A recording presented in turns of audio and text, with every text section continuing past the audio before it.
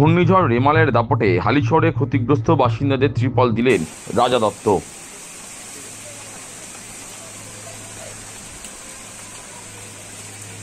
শক্তিশালী ঘূর্ণিঝড় রেমালের প্রভাব পড়েছে হালিশহরে। প্রবল ঘূর্ণিঝড়ে ক্ষতিগ্রস্ত হয়েছে বেশ কয়েকটি বাড়ি।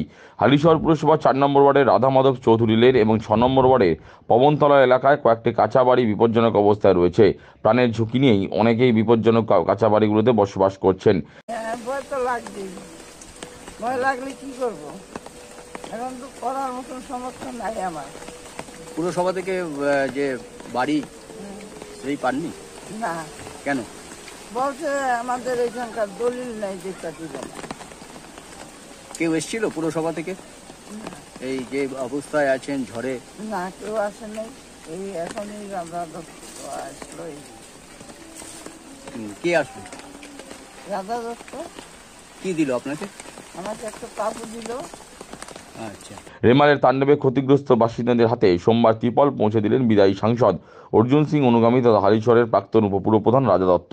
তার আক্ষেপ, কেন্দ্রীয় আবাস যোজনা প্রকল্পের সুবিধা থেকে এরা বঞ্চিত। তবে বাংলায় ডবল ইঞ্জিন সরকার হলে এদের অবশ্যই পাকা বাড়ি করে দেওয়া হবে। আমরা এসছি অর্জুন ফ্যান ফলোয়ার হিসাবে, এবং গত দিনও ছিলাম, আগামী দিনও থাকবো।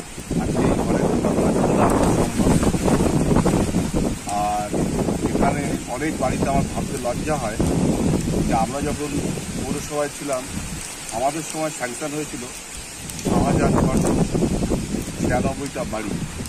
এই অঞ্চলে এখনো পর্যন্ত বাড়ি পায়নি কেন আমার ভাবতে লজ্জা হচ্ছে। বহু মানুষের কথা শুনলাম যে তারা পাট্টার অভাবে বাড়ি পায়নি, অথচ সরকার নিয়ম করেছে রাস্তার পরে যদি জায়গাও থাকে, তার পাট্টা যদি নাও থাকে, দলিল যদি নাও থাকে, প্রধানমন্ত্রী বলেছে তার বাড়ি করবে।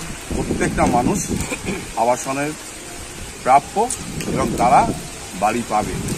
এবং এখানে দেখলাম কয়েকটা বাড়িকে তারা বাড়ি দেয়নি। অর্থাৎ আমি বুঝতে পেরেছি এখানকার কাউন্সিলর তাদের কাছ থেকে যে কাটমানি খাবে সেই কাটমানিটা খেতে পায়নি, দিতে পাওয়া তাদের সক্ষম নেই।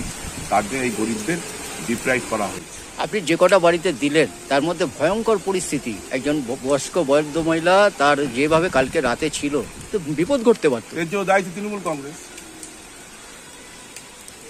যেখানে প্রধানমন্ত্রী প্রত্যেকে আবাসনের কথা কি বলে, সবাই পাবে বাড়ি, সেখানে যদি তারা বঞ্চিত হয় তাহলে তৃণমূল কংগ্রেস, এ রাজ্যে তৃণমূল কংগ্রেস ক্ষমতায় আছে, হালিশহর তৃণমূল কংগ্রেসের বোর্ড আছে।